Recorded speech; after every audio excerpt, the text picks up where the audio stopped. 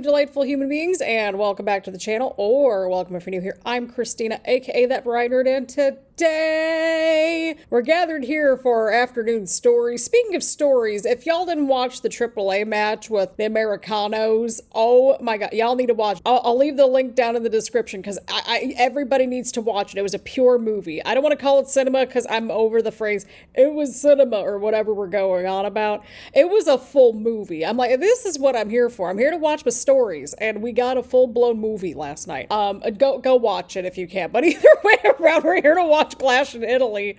And we've got a pretty stacked show on our hands, to say the least. We've got Becky Lynch versus Ruca for the Women's Intercontinental Championship. We've got Gunther challenging Cody Rhodes, and that match is kicking things off right here. And we've got Femi versus Brock Lesnar. We've got Rhea Ripley versus Jade Cargill for the Women's Championship. We've got Roman versus Jacob in a tribal combat match that's totally going to end well for the World Heavyweight Championship. So we've got a pretty stacked show in our hands. They're live from Italy, so they're on the European tour and everything, which is very exciting because also we get the early in the day Raw and SmackDowns and all that good stuff. Full disclosure, I did not watch SmackDown on Friday night. I was busy. I went to the Reds game. We lost 8-3, but you know what? It was fireworks night and I had a good time, and that is what matters. So look at me actually being busy. I have a very busy June coming up, to say the least, but nonetheless, we're here to watch what happens at Clash in Italy, and we're just gonna have to see what happens. So on that note, grab your snacks, grab your trusted beverage, get comfy and cozy, make sure that you're taking care of yourselves, make sure that you're taking care of your mental health,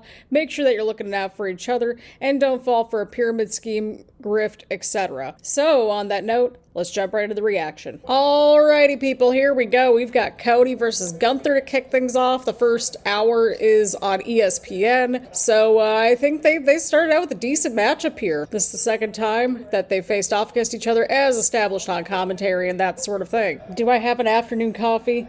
Yes, but in my defense, I actually slept in today. And I have slept terribly the last couple nights. I feel like this could go either direction, because I know they've got the whole situation with Cody and Sammy going on, right? So I don't know if that's where things are going to go next for Cody, if he does retain the title, but then what happens with Gunther if he doesn't win the title? You know what I mean? Like, what's going to happen with everybody after this? Maybe that's like just the reoccurring theme for this show. What's going to happen to everybody after this show? Because we have, what, Night of Champions after, and that's the King and Queen of the Ring tournament, and that starts this week. And then after that, obviously there's a Saturday night's main event. But realistically, it's more so SummerSlam, which is insane. Okay, I'm glad that we're addressing the whole situation with Cody and Randy from WrestleMania, because, like, Cody's been a little bit different since then. I don't know, but, like, maybe that's all going somewhere. Like, selfishly, I'm invested in this little summer path more than usual, probably because we're actually going to SummerSlam this year. But yeah, listen to the people. I mean, they were singing about the entrance themes, but I think right here, they're kind of a little bit more behind Gunther, maybe? I don't know. And we're still missing those bigger names, right? Like, we're missing CM Punk, we're missing Randy Orton. So, like, I feel like, again, they're kind of holding off on those guys for just a little bit longer until we get closer to the build-up for SummerSlam, I suspect, right? Something like that. Let me know who you think will win King and Queen of the Ring this year, because I'm very interested in this, because, again, whoever wins King and Queen of the Ring, they get a title opportunity at SummerSlam. Oh, yeah, that's right. Oh, my God, it feels like that happened forever ago when Cody lost to Drew, and that was also in Europe. And that's another person I miss on my stories. I miss Drew. I miss our resident instigator. To say that Gunther is very lethal would be an understatement. Again, you gotta keep your eyeballs peeled on Gunther. You just always have to, because he's just gonna come out of nowhere with just explosive offense, and he knows, like, how to navigate the deep waters. Like, they were running through all of his accomplishments on commentary and everything. Oh, nice move there from Cody. Oh, Cody with the crossroads. Oh, Gunther kicked out. For a split second, I was, like, really confused. I'm like, why is there this, like, empty section, but it looks a little misleading at first, because again, the lights and everything. Like, we always have this conversation with the crypto.com arena, I think it is, in LA, right? Like, the same building that they had the Raw Netflix debut and everything, where it's like you have the little lights and it's like, no, it's just there. But in this case, I think it's because it's like a big stairway or something from what it looks like. So it's like, oh, okay, this is still pretty cool. And I think it makes sense, because I'd rather have a stairwell that's a little bit wider, because at least here in the US, I don't know, I haven't been to too many arenas, but like the ones that I've been to, I'm like, can we get this a little bit wider so that way everybody can just like file out accordingly instead of having to wait in like single file line just to get out of the building. Oh god, Gunther's got that sleeper locked in. Oh, he's got that locked in. Well, sort of locked in. I think if Cody has enough, like, strength and bandwidth, he might be able to get out of it, because he's got a little bit of an opening there, because Gunther doesn't have it wrapped in all the way, because once he gets the legs wrapped around, you know you're cooked. There goes Gunther again. He's just got him locked in now. Yeah, and now he's got the elbows. Oh no. I mean, if Gunther wins, they could always revisit him and Sammy at some point with different, like, characters and stuff. That would at least be a little interesting, I suspect, right? Because Sammy's one of the few people that's beaten Gunther, too. Oh my god, do you see, like, the print on Cody's chest? Oh my god. Cody's fighting through. He's trying his best here. Oh, Cody got to the ropes. Oh, here we go. Oh no. Oh no. Oh, there goes Cody. There goes Gunther. There goes Cody. Okay, they're just like chopping the crap out of each other here. This is what I'm here for. Oh, Gunther with a clothesline. That was a good little moment right there. That was good. Oh, Gunther. Oh, he tried to go for the sleeper. Now Cody's got the sleeper. Man, you had like people on their feet just now and everything. Cody cutter. Oh, here we go.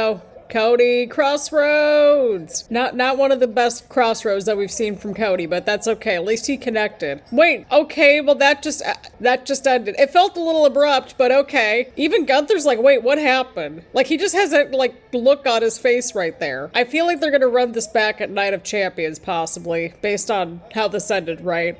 Anybody else feel like that ending was a little off just now? I mean, the rest of the match was good, but that ending felt off to me. And the people were, like, really behind this match. Yeah, like, okay, I'm glad that, like, even the commentators are mentioning that this feels off. Either way around, this was a good match. The people were, like, with these two the entire time. I felt like the match got the right amount of time. It was a good start to the show. The crowd just ate this up. So, I mean, I'll give this a thumbs up, even with the messy ending. At least I felt like it was a little bit abrupt, a little messy right there at the end. Okay, oh, yeah, Gunther did have his foot under the rope there, but then, like, it kind of went back. Okay, that explains a lot. Okay, that explains a lot, but, like, if they're under the ropes, like, shouldn't, yeah, there you go. Yeah, it was under the rope there. Okay, yeah, okay, there we go. I feel justified in this shenanigans induced ending, but minus the ending, I'm gonna give this a thumbs up. And I have a feeling we're gonna see these two in a third matchup, probably coming up at Night of Champions. I think that's the show.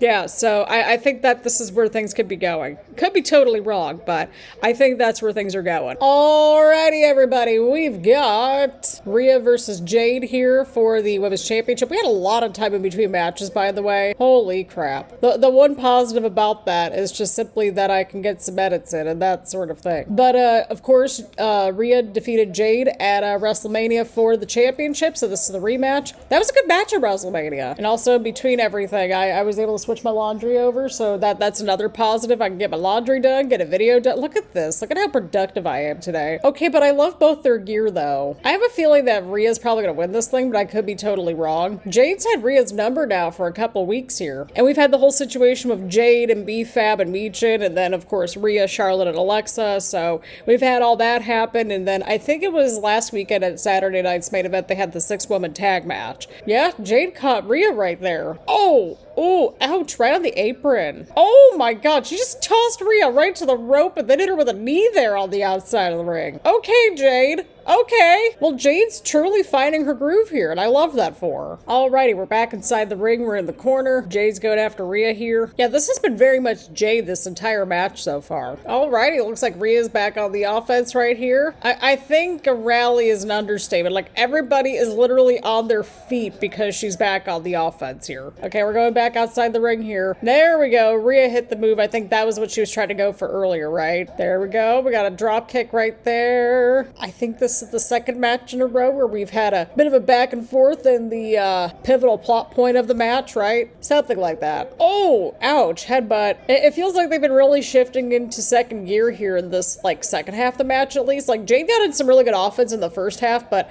I think now that it's, like, a little bit more competitive, it's gotten a little bit more interesting, I think. And I feel like that was the case at WrestleMania, right? Unless if I'm misremembering, which that could always be the case, because WrestleMania was a little over a month ago and that sort of thing. And WrestleMania just feels like a fever dream at this point. Oh, Jade kicked out. Oh, yeah, no, that didn't look good. That did not look good. Oh, my God. Okay. Nothing looked good there outside the ring. Oh, God. Again, at the end of the day, I just want everybody to be like, okay. Okay. Ooh, Jade almost got jaded, but Rhea.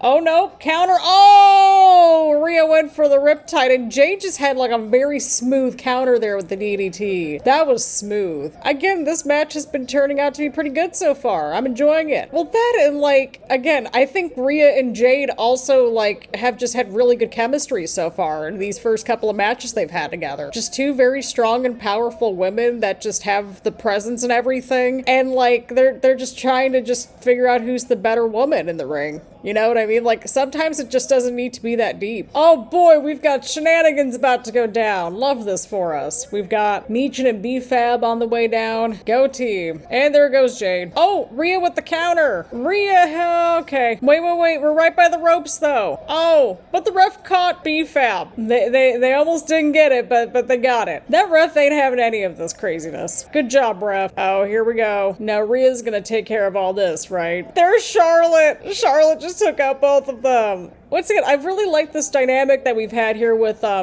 Charlotte and Rhea too. That's been interesting to see. Oh, and now Charlotte got Rhea's foot on the rope now. Well played. Well played. Now that would be a triple threat match I'd like to see at some point. Rhea, Charlotte, and Jade all together. That would be good. And Rhea retained. You know what? We had some shenanigans at the very end, but it was fun, and we leveled the playing field a little bit, which was great, and it all made sense and connected together. So yeah, again, like I said earlier, it was a bit of a slow start to everything, and it made sense. We had to establish Jade and like her offense and, you know, all of that stuff, right? We had to establish Jade at the early part of the match, but then things picked up in the second half quite a bit, which I enjoyed. Again, these two have really good chemistry, and I'm really glad that we're seeing Jade and Rhea interacting a lot more and having these matches, so I'll give all this a thumbs up. I've enjoyed this. Again, I want to see more with Rhea and Jade moving forward. Maybe we get Charlotte into the mix too, now that we're kind of like having her a little bit more involved, of course, and I know that we've got Alexa and everything, but yeah, I don't know. That would be interesting too. I think Alexa could bring in some interesting bits too. But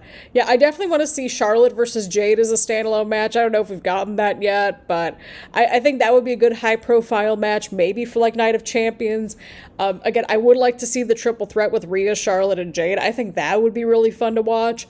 But yeah, I enjoyed this match. I'll give it a thumbs up. Let me know what you thought about this match down in the comments down below. I think they're 2 for 2 with their matches so far. Again, I like Rhea and Jade and all their chemistry. Alrighty, everybody, here we go. Well, Brock just went after Oba during the little intro bit, and he just connected with an F5. Oh my god, like the camera is shaking and everything here. Look at the camera shaking. Okay, a second F5 here, and a third F5 here. Again, like I said in the build-up to WrestleMania, this whole situation with Brock and Oba has been kind of a highlight, to say the least. Again, I'm not a big Brock fan, but like when Brock's locked in, he is locked in. When he's invested, and you can see this man's invested. How did Oba just kick out of 4 F5s? Because I'm pretty sure that was 4, right? Look at Paul Heyman. He's even like, what just happened? He wasn't supposed to kick out. Oh no, he's telling Brock to go for the Kimura. I'm a little worried about this match, just in general. I don't know if this match truly needed a rematch, but I mean, again, I'm invested in this whole situation here. What happens to both of these dudes? I feel like I'm saying that the entire night. I've been saying this for a while. Like, what happens to everybody after this? But Oba's got some signs of life here. He might have this. I don't know. Oh my god. Oba's got Brock. Oh my god, he just broke out of the Kimura lock. But the damage might be done, people. The damage might be done. I don't know. Oh, now Brock's got the arm again, but he's in the ropes. Oba's got the rope. Oh, now he doesn't have the rope anymore, but he's got Brock in the corner. But this is actually kind of good, because this is going to show like Oba with like some sort of like adversity to overcome a little bit in this match, right? Oh no, there goes Brock again. I think we're up to what, 5 F5s? How did Oba kick out? I'm just glad that they at least justified why Brock like kind of came back to go after Oba again. That at least made sense in that little video package, but Paul didn't really do much to help anything out, if we remember correctly, from what was it, last week, I think that was? Oh, Oba with the counter. Oh, he just got Brock, and Brock just kicked out. Yeah, but like Oba's left arm. Oh god, they just both went over the top rope there. He's going for the commentary table with one arm. Oh no. Oh, right into the post. They're chanting Suplex City. If Oba just puts Brock through the commentary table here. Nope. Oh, Lesnar's got Oba here. Oh, right through the commentary table. Good lord. Oba's still going. He just got back inside the ring right here. And everything. He got up on his feet so fast, and he just got back in here and everything. Yeah, but the left arm, remember the left arm? Oh, Brock countered. Oh, okay, so we're at 7 F5s. I mean, look at how many freaking F5s it took for Brock to put away Oba Femi. Not to mention, like, he took out Oba's left arm early on, and I think that makes a lot of sense. And again, who was gonna realistically beat Oba Femi for the first time on the main roster? Like, not many people outside of, like, you know, somebody like a Brock or a Roman, or like somebody like similar. So I think this makes sense, and this sets things up naturally for a third match between the two. I don't know when that match is going to take place, but I want to see what happens next. I would like to know. I want to see how Oba kind of just overcomes this little bit of adversity here. And I think that's what he needed too, because Brock had a little bit of adversity to overcome after the quick WrestleMania loss, but now Oba got his first loss on the main roster, so he kind of needs to overcome that too. But again, some stories don't need to be super deep. And I want to see what happens moving forward with this. I was a little skeptical about the rematch, but now I'm like, okay, no, this makes some sense because, you know, we need a little bit of adversity for Oba Femi here to overcome, so I'm on board with this. I'll give this a thumbs up. The crowd was locked in, the camera was shaking and everything. So, yeah, I want to see what happens next. I want to see when we're going to get this third match between these two, presumably. Are they going to wait until SummerSlam, which would be preferred, or are we going to have this at Night of Champions? I don't know. We'll have to see what happens. Alrighty, people. After whatever that was at Saturday night's main event, we have Soul versus Becky here, and this should be a little interesting. Hopefully they get time to have a good match, because this match does have potential. We just had all the shenanigans go down at Saturday night's main event and everything, but hey, at least we got the title on the line this time. I would be totally fine with Soul winning this title tonight, and I think it's because we would just have freshness with the title, because isn't that the point of this title, is to kind of like, you know, get people kind of moving in the right direction, like towards that main event scene? I don't know. Like, I've been enjoying Becky as like Intercontinental champion, and I'm a fan of Becky's, but I just think that she's meant to be somewhere else on the card. I think she's meant to be more towards that world title, because they just don't have anybody realistically up there with the main event title right now, because Stephanie Vaquer is out with an injury, and Liv's just floating around aimlessly with the Judgment Day shenanigans. Yes, see, there you go. Like, Soul even held the North American Championship, and she had a really good run with the title and everything. Like, she's got this. She's capable of handling this championship. All right, we're on the outside of the ring here. Oh, God. Again, Soul is just awesome. I don't know how else the word is. She's just awesome. I mean, look at this. Look at that moonsault that she just had, and just like the core strength she just had in the corner and everything. Plus the crash out from Becky losing. That would be fabulous. Yep, Becky is firmly back in control here. Oh, no. Yeah, that's a great question. Why do they keep putting the same referee to the same matches with Becky? Like, I understand, like, their little side feud and everything, but, like, I don't know. Should they have just made sure that that referee is not in Becky's matches? So, yeah, I'm on Becky's side with that one, at least. But still, that's relatable. I'm running on caffeine and adrenaline. Yep, here we go. We got another fight right in the middle of the match here. Definitely, what, 3 out of 4 matches? Because I don't think we had a big back and forth like that with Brock and Oba, I don't think. All right, Soul's picking up some momentum here. We got to pace ourselves ahead of the Bloodline shenanigans that are probably going to go down to that main event. There we go. Okay, Soul. Oh, but Becky caught Soul. Oh, but this time Soul's got the counter now into the submission. Is Becky biting Soul's arm? That's just weird. Why we're at least getting a little proper match here. See, the referee ducked out of the way at least. Look at you, caused the referee to be like just ducking out of the way right there. Do you see what I mean? Like this like side quest with the referee. this is gonna bite Becky. This is gonna come back for her. I smell it. Oh, Soul with the counter there. No, Michael Cole, that was not the ring post. That was the turnbuckle. But, I mean, at least we were in the right direction, right? I'm like, we can all see at home it wasn't the ring post. It was the turnbuckle. Oh, God, what's happening here? Oh, there we go. Okay, off the top rope there. Oh, kick out at 2 there. At least we're giving these two some time here. Oh, what's going on here? Soul just went outside the ring. Okay, you know what? Like, it could have went way worse just now. That could have went way, way worse. I know some people are going to be complaining about this, and I'm like, listen, as if any of us could do any of this stuff. If I tried any of this stuff, I would be cooked. Like, I can't even do a backflip.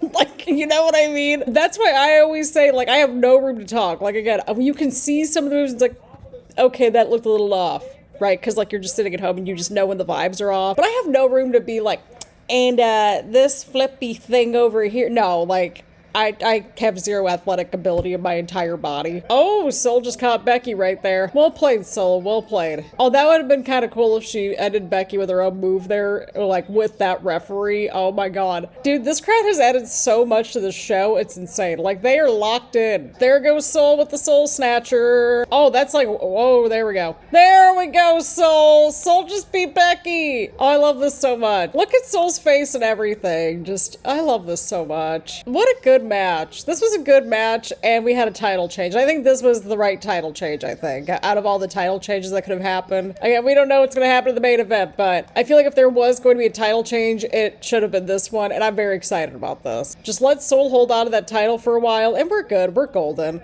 I feel like we're going to get a rematch at Night of Champions, right? But then it's like, yeah, like just let Becky go on to bigger and brighter things, because that title doesn't need Becky right now. I think Becky should be more in that main event scene, because, like, let's be real here, like, there is no direction for that Women's World Championship on Monday Night Raw. Like, there's just not. I'm so excited for Sol. Again, for the title change and the match itself, we're gonna give all this a thumbs up. Alrighty, friends, we're at the main event. Roman versus Jacob for the World Heavyweight Championship, and we've got tribal combat rules.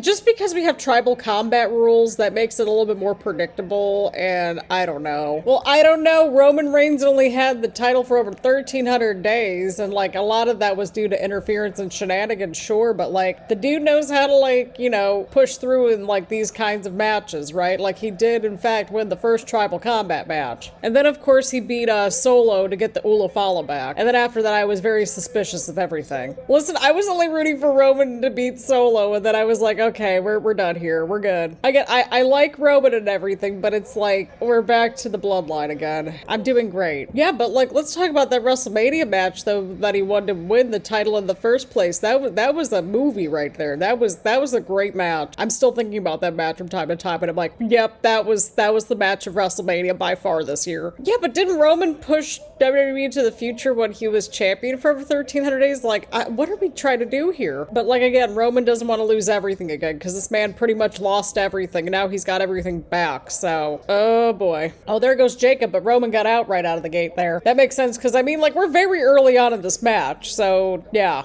Alrighty, we're fighting in the crowd now, so that's exciting. Oh, we're in that stairway area. We're in that huge staircase area. Love that for us. It's a full circle moment, because we were talking about that staircase like literally during the first match, and now we're chit-chatting about it now because we're fighting on the staircase. Love that. I don't know why we're cheering for either of these dudes, to be honest. But, like, Roman's not a clear-cut good guy. Like, we've established this, right? Like, even when he came back as like more of like a baby face or whatever, he was more of like a anti-hero type figure, I would say. Because remember how he was like with the original Bloodline story and everything. Oh god. Okay. I have a feeling we're gonna have a lot of shenanigans in the crowd, right? Oh, we got a chair, I think. No, just kidding. I thought Roman was just gonna, like, pick up one of these, like, yellow chairs and just bash Jacob with it. Oh, we're near the concessions. Love that. There we go. We got the ice tray, I think it was. Yeah. Did he just, like, start throwing stuff towards the crowd? Hey, there you go. He just tossed out some free food for people. Love that. Oh, there's another big staircase. Cool. Okay. See, I like these big staircases. Why can't we have more of those here? Like, do we have something similar like that here in the States? Because I really like these big staircases. I'm so fascinated by this. Oh, that one lady was, like, so into it. She's like, yeah, let's go. I'm like, yes, that's the energy that we need. Give me more of that kind of energy, please. I don't know what he's looking for either, Michael Cole. I'm confuzzled. I'm confused. The people want tables. Now, do we get the Slim Jim table? Well, Roman also takes his good old time in these matches, right? Like, we've established this. He's soaking it all in. So, I mean, like, they're both just taking their sweet old time. Like, we've yelled at everybody at some point for doing that. The one that's notorious for it at this point, though, is probably Stupid Idiot, but here we are. All right, we got a table out now. Okay, well, we have a table out from under the ring, but we don't have the table set up. Yes, Slim Jim table, let's go. I don't know why I'm just so entertained by the stupid Slim Jim table. I don't know what anybody's trying to accomplish right here other than just trying to beat the crap out of each other. I think that's reasonable enough, right? Oh, Jacob just sent Roman into the steps there. I'm all out of water, but I'm all cozy, so I'm gonna stay put. Michael Cole, like, what do you mean? Like, he was just like, Jacob is talking to himself, and I'm like, I talk to myself because solo household. Sometimes you have to say things out loud to process things. Oh man, Roman just threw the steps right at Jacob. That looked like that hurt. Like anytime I see anything happen with the steps, I'm like, that's just gotta hurt. Cause like the steps just look very heavy and painful. Alrighty people, we're back inside the ring. Jacob just went for Roman. Jacob's getting in some good offense here, okay? Oh, there goes Roman with the Superman punch. There's nobody that we should be like completely cheering for in this match when we really think about all the lore. Roman was trying to go for the spear, but Jacob, oh, we might have it here. Oh, but Roman's still on his feet. He's still on his feet, though. He's fading, but he's not out. Again, I don't think we're going to see a title change here. There's no way that Roman loses his match, right? Are we going back outside the ring? I think we are. Oh, well, Roman just hit Jacob with a Superman punch right as Jacob went through the middle rope there. So we're kind of outside the ring. Yep, we're outside of the ring. Jacob just went to the outside. Oh my god. Okay, so Roman just hit Jacob with the toolbox that he said that he couldn't do anything with it now. I obviously censored that, but you get where we were going with that, right? Yeah, Jacob's in pain. But I mean, he's got the right idea because he went after the hand, and that was like when he used the grip. You know what I mean? Like, if Jacob can't use his hand to do the grip, then, like, he might be kind of cooked here. Kind of like the Brock and Oba match earlier, right? Where we had, like, Brock going after the arm right away of Oba Femi because you kind of need both arms, sort of, kind of, to go for, like, the finisher and stuff. The fall from grace, I think it's called. Yeah, so, like, this is kind of a similar situation to that match, and now Roman's got the table in the corner. Well, we're back outside the ring. Oh, no. I don't like this. Okay, I was gonna say, I don't know where things are going, but I don't like it, but Roman just hit another Superman punch. We just had a spear through the barricade just now. I mean, that's what they were going for before, but it was like Jacob trying to go after Roman to get him through the barricade, but now it was Roman that got Jacob through the barricade here. We had a spear. Jacob, I thought he was out here. I thought Jacob was out. I thought Jacob was out. But again, we have the table still set up, so I don't trust anything until somebody goes through that table. Y'all, I can't.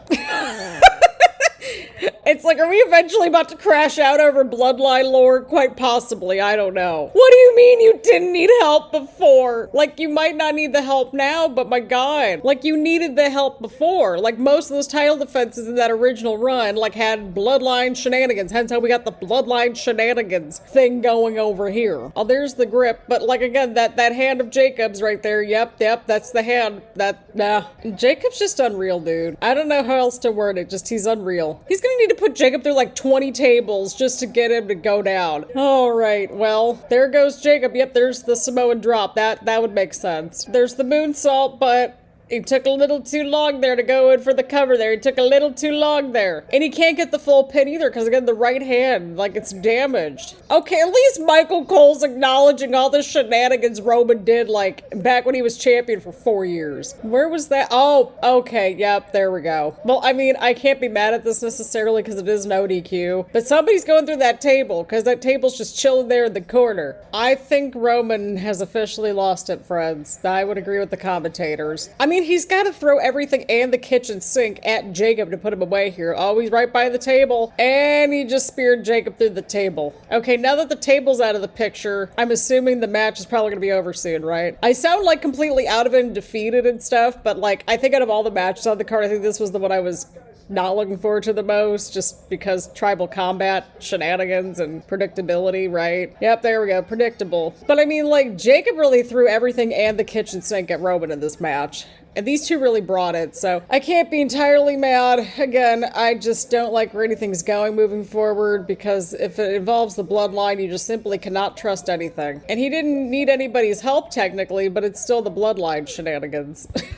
What has been domesticated? Like, has been neutered? What? Am I the only one that doesn't like that? I don't know. That's just weird to me. Because, like, if we talk about everything, like, with pets and stuff, like, don't we want pets to be spayed and neutered? Like, that's one of the things that they do at, like, you know, all the, like, you know, pet places and stuff. And if you try to adopt a pet, typically there's, like, the spaying and neutering and all that.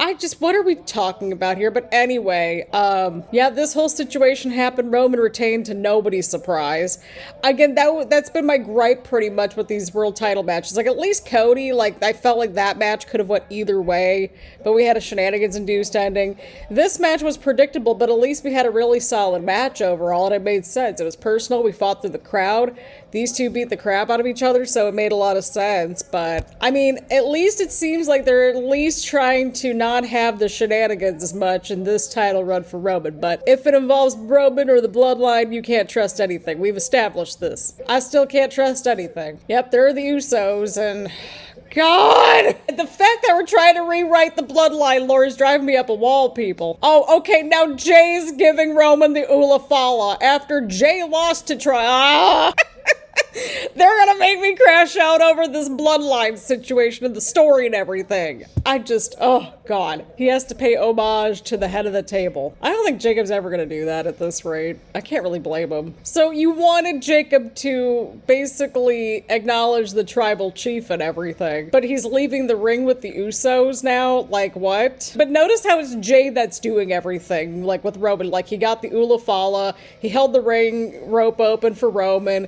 Jimmy just looks like he's kind of just like, I kind of want to be here, but I kind of don't want to be here, but I'm really only here because of Jay. Ugh, I'm just so disappointed in this character regression with the Usos here. Are they going to save all this stuff for tomorrow night? Because I think that's where it's going, right? Oh, they're Solo! Let's go Solo! Oh God, we're gonna have like the Usos and Roman versus the MFT again. Didn't we have that at some point, or am I misremembering things? I don't know, but Jay is like yelling at Jacob to come with them and stuff. Oh, but there we go. We got Jacob and Solo. That little moment there. Because remember how Jacob essentially told Solo that he hated him, right? Solo's just shaking his head over there. God, why do we need the title within the Bloodline drama again? Man, we are really going through all the Bloodline drama. I feel like we have gone backwards with almost everybody's character development. Why is Jay going over there? Jacob's just meant to be his own dude. Like, that's just how I see Jacob at this point. No, he's not going back there with Jay and Jimmy. No, he's not. What are we doing? What are we doing? What are we accomplishing here? What are we trying to do here? No. You leave Jacob on his own. He's meant to be a lone wolf. Lord, I am tired of this. I'm so tired of this. I feel like we are literally going in circles over here with the Bloodline lore.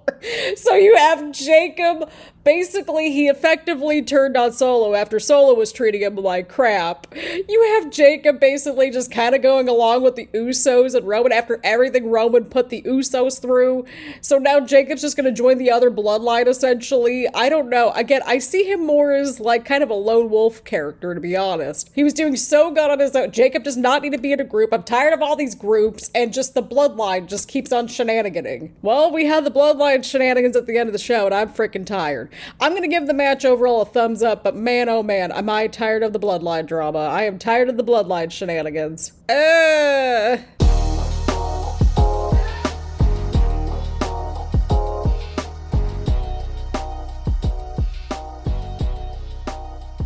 Alrighty, friends, so minus the shenanigans-induced ending of the first match and then just the Bloodline shenanigans at the end of the show, I'm gonna give this show a thumbs up because I enjoyed it overall from start to finish. The opening match was good, again, minus the shenanigans at the end. Roman and Jacob just basically destroyed each other pretty much, which I thought was good.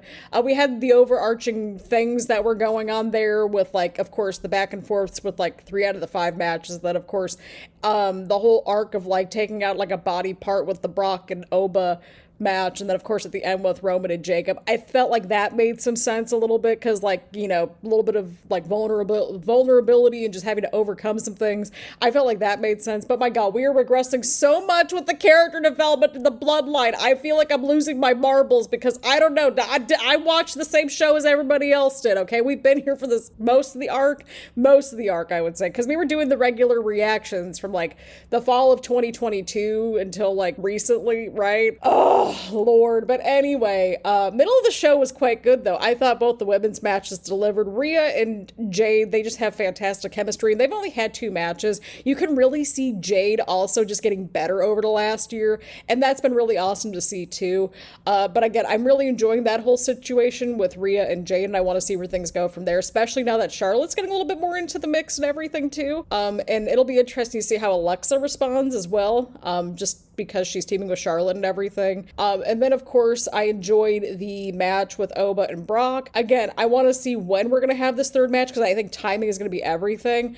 And Oba just needed something to maybe like overcome along the way. And I think the trilogy makes a little bit of sense too, especially given that we are on the road to SummerSlam and they're in Minnesota. That's Brock's home state and everything. So maybe that's where that last match happens. I don't know. I think it would make a lot of sense though. And then, yeah, I love seeing the title change for Sol Ruca. I really hope that they just kind of just keep her with that title and then move Becky ideally more to that main event scene, because who's gonna feud with freaking Liv at this point? Because Stephanie Vaquer's out for a minute and like she's stuck in the whole Judgment Day and tag team division situation, not really doing anything. So I think that might make some sense. Maybe have her go up against Io or something. I don't know. Just have Liv do something with this freaking title. But yeah, I thought the show was pretty good overall. There wasn't a single bad match on the card. Just some shenanigans that were involved in the first and last match. Well, really more so like after the last match, right, with all the Bloodline shenanigans. So I guess we're gonna have to see more Bloodline shenanigans this summer. Get excited, everybody. I'm so excited. More character regression. Let's go. But again, the overall show was pretty solid overall. Was it the best show that we've watched? No, but the crowd kept going. The crowd really helped things out a lot. And everybody got a good amount of time to just do their thing in the ring. And that's fantastic. So again, I enjoyed the show overall, but let me know what you thought about Clash in Italy down in the comments down below. Leave a like, leave a comment, make sure to hit the subscribe button and hit the bell button so you get notifications and that sort of thing. So on that note, thank you all so much for tuning in, and I will see you all in the next one.